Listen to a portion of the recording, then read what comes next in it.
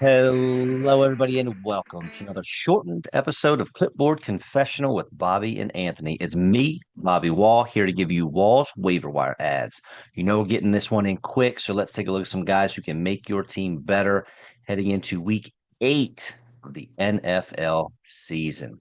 Quarterbacks, man, Jackson Dart again and again and again. He just played what might be the most difficult matchup he'll have all season, and the dude dropped 28 fantasy points. There are only 7 or 8 quarterbacks I would start over him this week.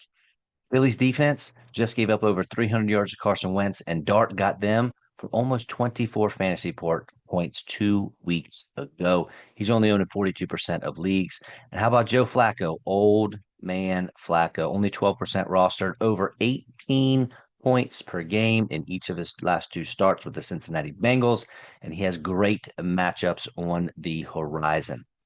Running backs. If you want a spot start next week, not this week, get ahead of the crowds here. How about Bam Knight? He is free in 78% of leagues. He is the lead guy in the three-headed backfield in Arizona. But for me, it is handcuff season. We mentioned this a few times on this segment. If you don't have your handcuff, if you don't have your Tyler Algier, your Brian Robinson Jr., get them now.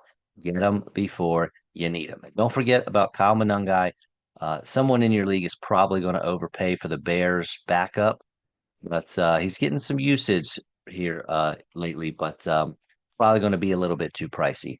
Wide receivers, just because I love you, I'm going to give you a 2-for-1 deal.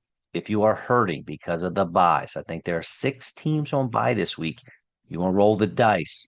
The Broncos duet of Troy Franklin and Marvin Mims are playing against the Dallas Cowboys, and you have got to start everyone against the Cowboys. So feel free to throw one of these guys in your flex. Cross your fingers for that 50-yard touchdown.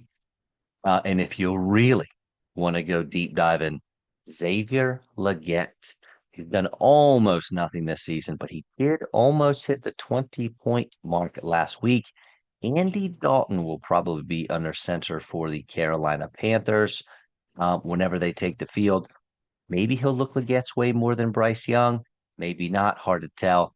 But you might as well throw him on the end of your bench if you got a spot just to find out. Tight ends, Jawan Johnson is back. Everyone dropped him after Taysom Hill returned, and he disappeared from the game plan, but he just got double-digit fantasy points, and Tampa Bay is next on the docket.